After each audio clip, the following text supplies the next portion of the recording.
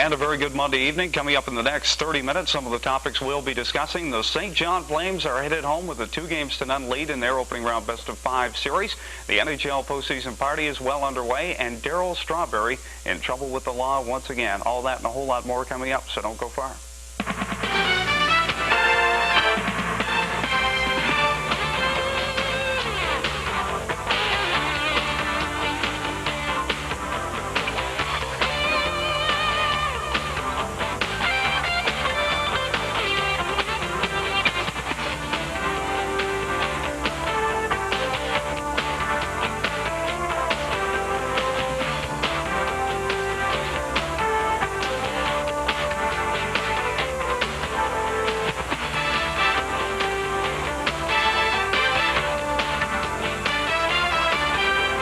And a very good Monday evening. Welcome into Time Out here on TVNB. Nice to have you aboard. Stick around for the next 30 minutes. Going to be having some fun talking about some of the hot topics from the week in sports gone by.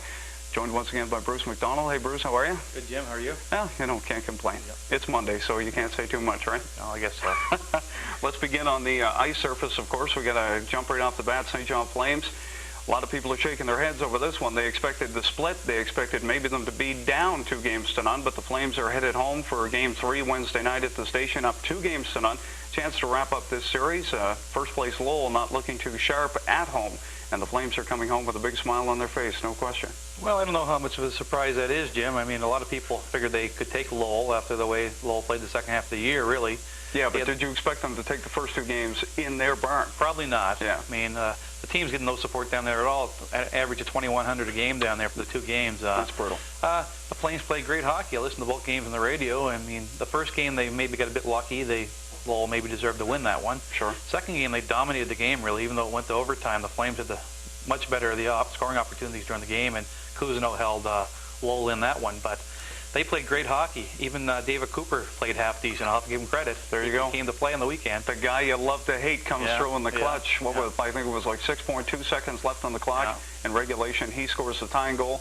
Martin St. Louis, who has been outstanding all season for the Flames, he pots the winner in OT. So the Flames are headed home 2-0, and you don't like to jump ahead too far, but it's looking that it could become the picture-perfect scenario for the Brass and here in St. John and the Brass in Fredericton. Of course, this being Fredericton's last kick at the can in Fredericton this year, looks like we could have a Fredericton-St. John Atlantic Division final. And that could be maybe the best series they've ever had amongst each other. I mean, the 2 teams are very even when it comes right down to it. They both have great goaltending. I think our defense is stronger than theirs, but I believe they have better goal scoring right now. We'll see if it does come to that. I think you could see a 7-game series and hopefully fill both ranks. I think it's gonna come down a lot too when Hitchens in between the pipes. I mean, you got Jose Theodore, who knows that he's going to be in the Calder Cup playoff run until the team gets knocked out, and Jean-Sébastien Giguère in the same spot. Giguère, of course, looking to hopefully make a real good impression during these playoffs like he did last year's run and get a start up with the club, the big club, and the beginning of next fall. And I'm sure Jose Theodore is looking in the same way, because with Calgary and Montreal both missing the postseason party this year, there's going to be some shakeups over the off season, and some new faces in the lineup come fall. And Jose Theodore is looking for not the starting position. Jeff Hackett, of course, has got that locked up in Montreal, I think, but looking to be his backup, no question about it. That's true. And with Giguère in Calgary, I think if he plays well in these playoffs, he will have a spot in Calgary in the fall. I don't think they'll protect Reggett up there. I think they'll keep Brathwaite around, give Giguère a chance to play, and have him and Brathwaite split the job in the fall. In Montreal, Hackett's the man, obviously. We'll see if Theodore's there next year, or maybe he goes in the expansion draft. Sure. So. It's hard to say, because, I mean, with Fredericton on the move, they're going to be in Quebec next year, and totally different organization, totally different named team, and, they're going to be playing out of the Colisée. It'll be interesting to see how some of these players, where they do end up, and, of course, with the expansion draft, most of them will find some work somewhere else, I'm sure, so I guess we'll just have to kick back and wait and see. Anyway, let's jump up to the big club. Let's stay with Calgary for a minute. Al Coates, a lot of speculation now, of course, that their season is done. Question is, will Sutter be staying behind the bench? Will Al Coates be staying up in the front office? Will he be keeping his job? He has his address to the owners coming up in the next week or so, where he gives them the rundown on their season, where he sees his team going and stuff like that. And there's a couple of rumors coming out of Calgary, and I don't really think they're rumors. It's just more stories building up as it leads into his address to the ownership partners that, maybe Al Coates, there could be a shake-up, that, It's been 4 or 5 years now since they've made the postseason, and really you've seen a little bit of progression, a little bit of depth, but you've got to look at a lot of factors. What did Calgary have to work with, and did Coatsy do a good job? Well, if you had asked me this question a year ago, I would have said they'd both be gone. But right now, Calgary played fairly decent hockey this year, and they started playing Sutter type of hockey. They're a tough, hard-working team, and there's talent to come up from St. John right now. And even in the next 2 years to come, there's more talent on the way from the junior and college ranks. I think they've done a good job with their draft picks. So I think they'll both keep their jobs at least for another year. If they bomb out next year, well, that could be a different story. Now, if we want to switch over to Montreal for a second, okay, I think Ray Jean-Houl and their coach up there are both gone. Isn't that terrible? I can't remember his name. I'm a Montreal fan. Alain Vigneault. Vigneault, yes. I think they're both history. Well, the factor that keeps playing in my mind is Larry Robinson, of course, standout with the Canadiens for years. He's gone with L.A. There's no turning back on that page. He was there 5 seasons, I believe. They made the playoffs once. Never could get back to the dance after that. Really a lot of financial problems down there, a lot of player injuries and stuff like that. Rod Blake, of course, being their main factor down there. He was hurt for a long time. Couldn't really get back on track. They didn't really want to see for the last year. Robinson was behind the bench. The team really couldn't seem to get motivated or get anything going. A lot of young players, Robinson trying to build them up. The scenario I see unfolding here is the big redhead headed back to Montreal. He'll be behind the bench. Alain Vigneault will take the leap upstairs.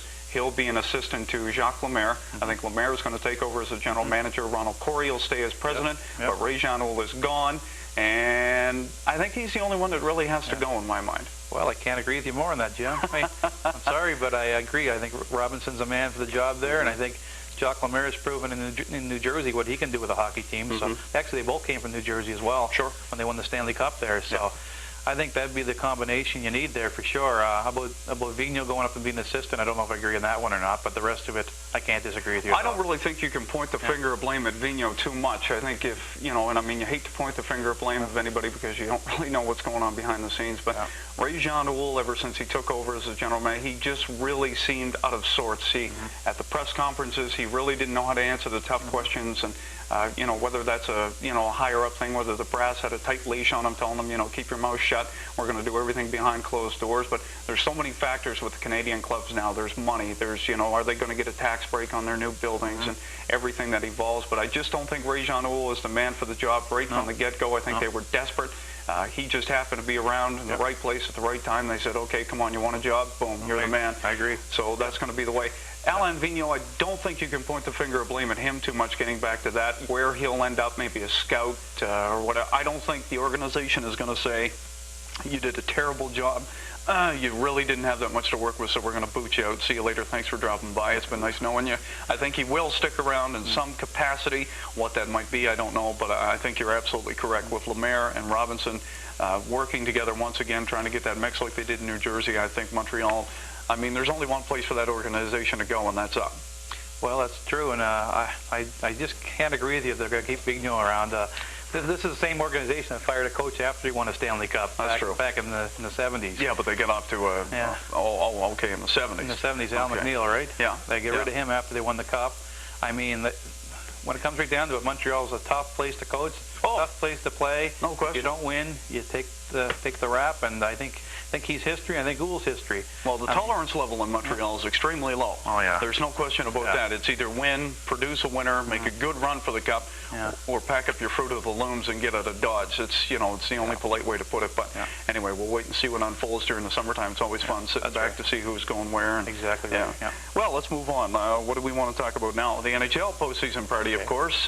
Where do we want to start? I mean, everybody's getting underway. Let's go with the Leafs and Philly first. All right. Of course, when we go to tape, we're a day behind, so most of these series have already resumed. Game 3 has been played, so pardon our ignorance if we seem a little behind. Don't turn the channel or anything. We understand that they've already played. Leafs and Philly tied at 1, heading back to Philadelphia. The Leafs, and I'm going to say it, and I know the Leaf fans will be upset, but they got a lucky win on Saturday night. They were extremely lucky to get that win. Come back, just playing terrible hockey in the first game. Played terrible hockey in the first 2 periods of the second game. And like I said, I'm going to reiterate, they were lucky to get those 2 goals, and I think it was a span of 90 seconds or whatever. I just think they were extremely lucky to be going to Philly tied at 1. Well, Jim, I'm not a Leaf fan, as you know, but I don't know if you watch the games or not, because Oh, I watched the games, baby. Because I think the Leafs dominated both those games, in my opinion. Absolutely not. Van Beesbrook won the first game for Philadelphia. The Leafs had it all over them. Yeah. Last night, same story as far as our Saturday night, same story as far as I'm concerned. You're saying they're lucky to get the win. They were, because they scored 2 goals in the last 2 minutes for sure. That's luck, no doubt about it. But they should have probably had several goals before that. They should have had the lead up to that point. Yeah, they probably could have. But the thing that kept coming back on me in the first game was that, you know, their passing was extremely sloppy.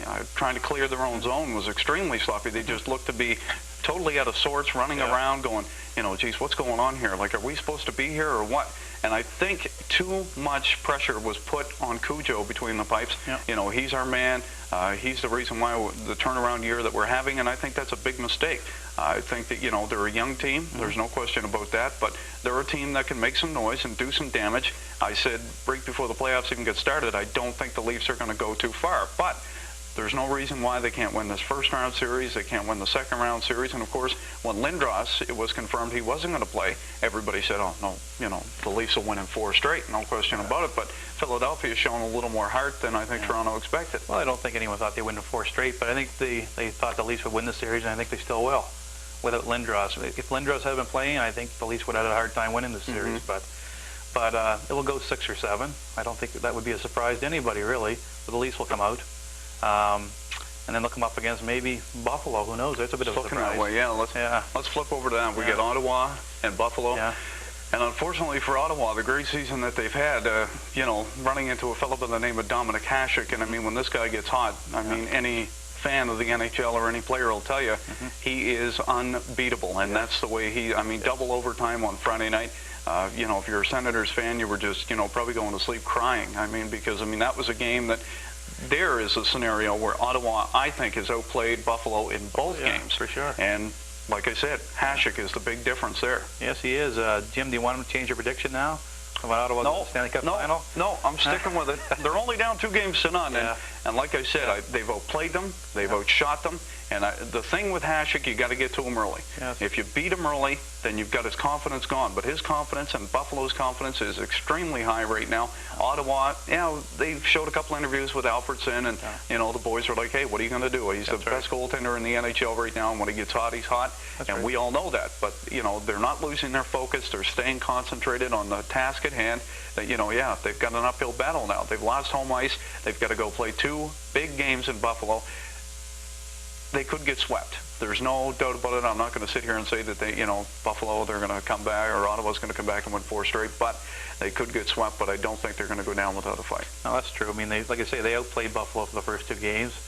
And you talk about lack of confidence now. Maybe Ottawa's got that now after you know, being stoned by Hasek for 2 straight games. No doubt about it.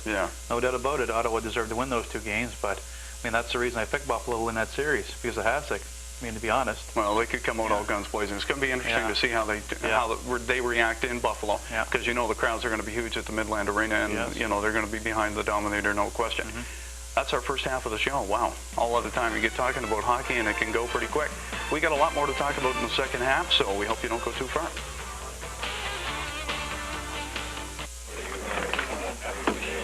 Hey, Mr. Ricky. Boys, I want you to meet someone. Outstanding athlete, the former 2nd Lieutenant in the United States Army, and your new second baseman, Jackie Robinson. Hi, gentlemen. Et maintenant, base opening for you. And now batting for the Royals, le deuxième but, the second baseman, Jackie Robinson.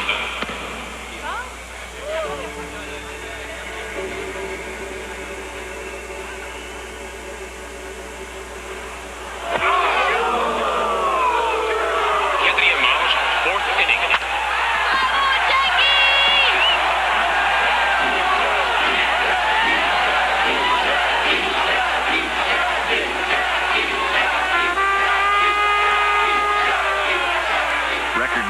Cheering Montrealers helped Jackie Robinson break baseball's color bar that year.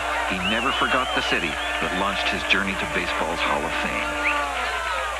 And welcome back into the second half of Time Out here on TVNB. Nice to have you along. Jim Hennessy sitting alongside Bruce McDonald. And before we went to break, we were running down the NHL postseason party, see who was going to win, who's not going to win, how the series are making out so far. Like we said before the break as well, we taped this a day in advance. So when we went to tape, this is how the series was tied up, or who was leading, or whatever the case might be. So don't look at us like we've been drinking before we started the show tonight, because that's not the case. Anyway, moving along. Devils-Pens. Who's going to finish up winning this?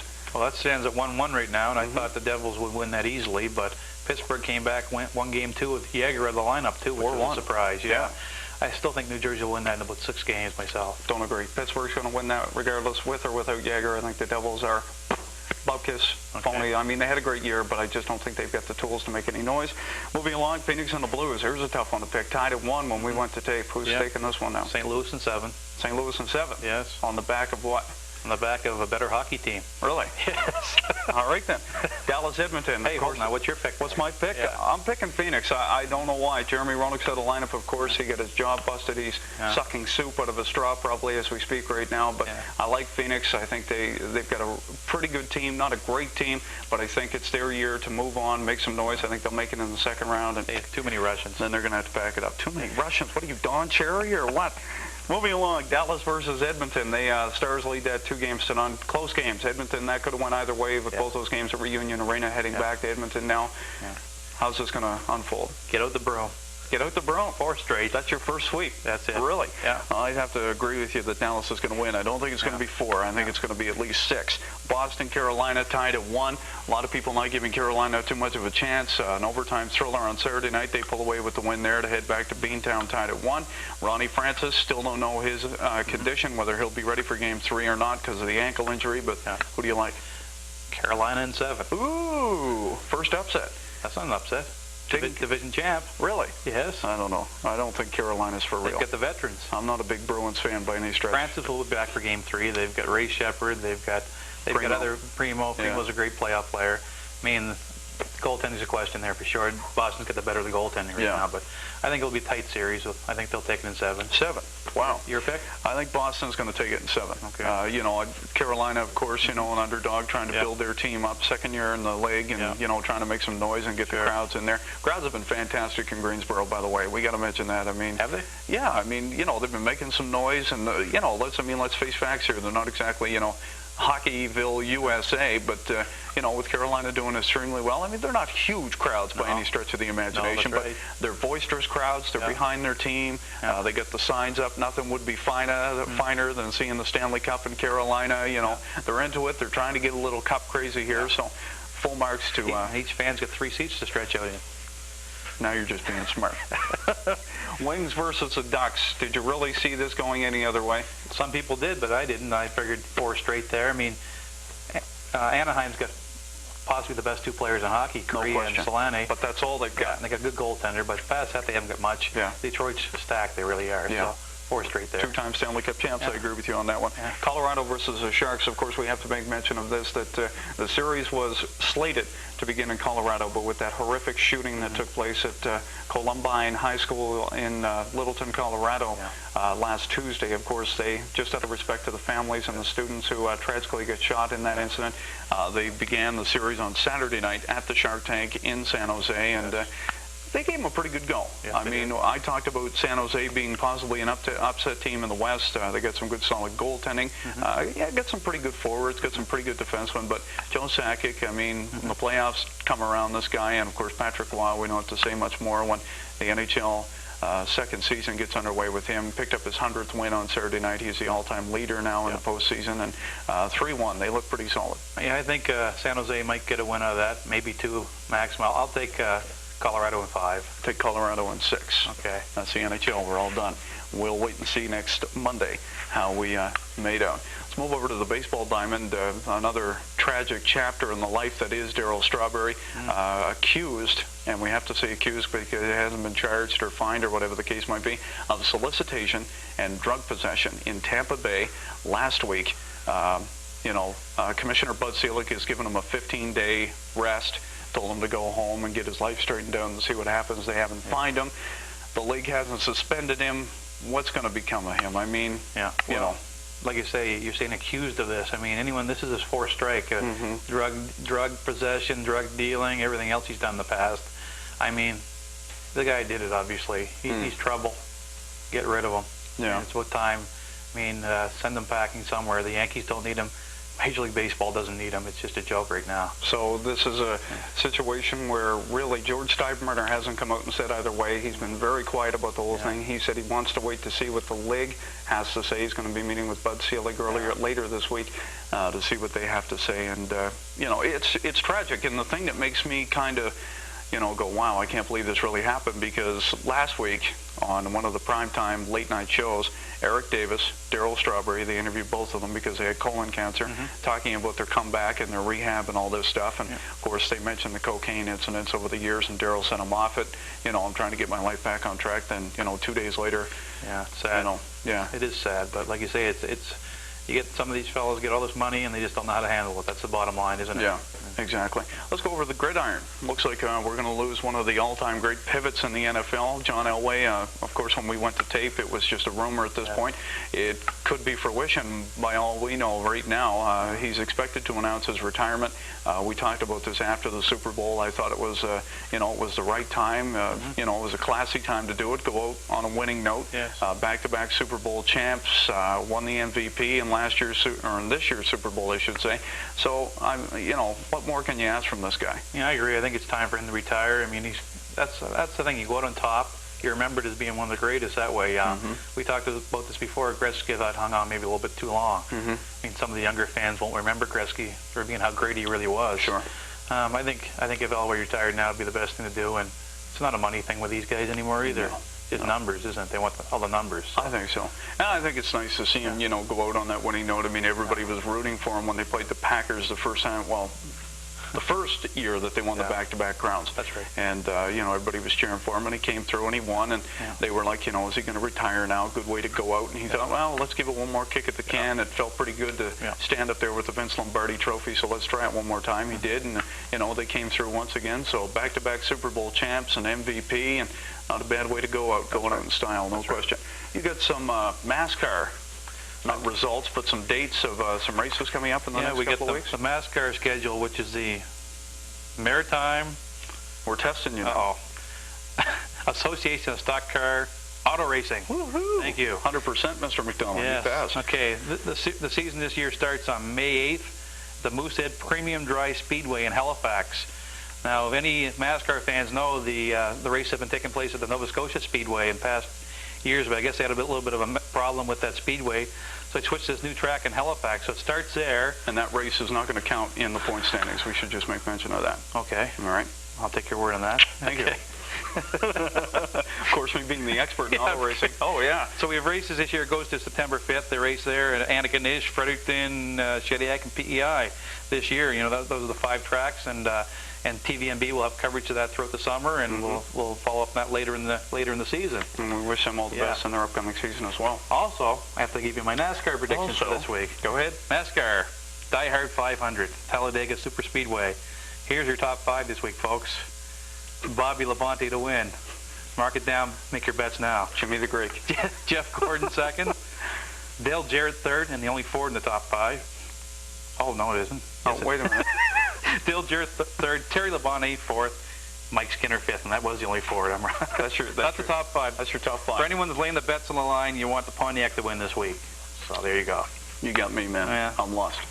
No comments on that? No comments on that. I'm not a huge auto racing or NASCAR fan. Yeah. You won't hold that against you. I'm not going to make any jokes about it. I could, but I'm not going to because, you know, there are a lot of people out there that enjoy that. I know. I've been up to the track in Gary. I went up, I think, the first year it was built. Yeah. A buddy of mine just said, you know, come on up and see it and try it out. And I got to be honest. I mean, I stood there and I watched these cars go around the track and go around the track and go around the track. And I was like, okay, is that it? I know, Jim. I know there's a conflict with you when it comes to NASCAR. You have that synchro swimming on at the same time.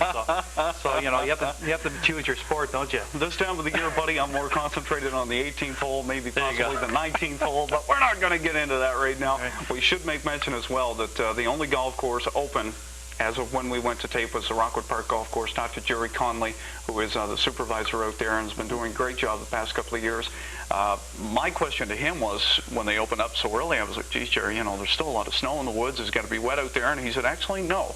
He said, we had a pretty, well, as we all know, we had a relatively easy winter, a couple of late storms there in the year that dumped a little bit of the white stuff that we weren't expecting. And, of course, we had snow over the weekend on Saturday, which everybody kind of woke up to going, huh? But he said it's in fairly good shape. They've got 2 temporary greens out there. The price is affordable this year. Of course, as the season progresses, we talked to Jim Conley out at Riverside. He said they still haven't made a decision on when they're opening. Talked to Marshall McMahon up at Westfield. He said probably this week they might open up. If not, they'll let us know, tentative for this week, and if not, it'll be the following week or the week after, of course, as things begin to dry up because April showers. Well, like I say, that is really early this year for all those courses too, isn't it? I mean, I think, seems to me it's usually the middle of May. Yeah. Maybe I'm wrong there, but... Well, normally it is about the second week of May, but, they open up a little bit early, like we said, not much of a winter, so we'll wait and see. I haven't been out to play yet, so as soon as I do, we'll bring the scorecard in and I'll have a good laugh. Anyway, we got just a little bit of time left. Local baseball, how are things gearing up for that? Well, we're getting ready to start the junior ball season. The first game in St. John here will be May 25th, a Tuesday night, with the home team will be the St. John O'Leary Alpines, which were the Condors last year, coached by Kevin Ferguson. They'll be taking on the other new St. John team, the St. John Expos, which were up from the midget ranks of last year, and they're coached by Vic Fitzgerald. So they start here on the 25th. The league actually starts on the 16th. Now, the Senior League should be starting Victoria Day weekend as well. Once again, we talked about that last week with the St. John team losing a few pitchers and everything else. So we'll see. They still should be pretty strong this year. I mean, they got a lot of talent there as well. No question. We're going to try to get Mike Skid in, of course, who is the general manager of the Alpines, and hopefully we can sit down and talk with him on how his season's turning out, because Mike's one of those guys that, whether his team gets stripped of a couple of big names or big players, he always seems to get them motivated and throw in the crunch. I would like to add one thing. They're really short on umpires this year, so if anybody's an umpire or a young person wanting to get into umpiring, please come out to the next meeting they have. It's usually on Monday evenings. I don't know if the next one is this Monday. Is there a phone number they can call? Get a hold of Steve Hash. I don't have his phone number off by hand, but we could have that next week for you. Okay. They're looking for umpires. They're in desperate needs for umpires this year with all the intermediate ball and everything else going on. So. Okay, well, we'll try to get that phone number for you next week. Like I said, if you are interested in doing some umpiring, it's always a good time, great baseball, and a chance for you to meet some new friends as well. So keep that in mind. We'll get that phone number for you next week. Anyway, that's going to do it for time. Thanks for coming in, Ben. Thanks. Appreciate it. 30 minutes blew by pretty quick. We hope you enjoyed the time. We certainly did, and we hope to see you again next Monday. Have yourself a great week, and go Flames go. We'll see you down at the station Wednesday night. Have a great week.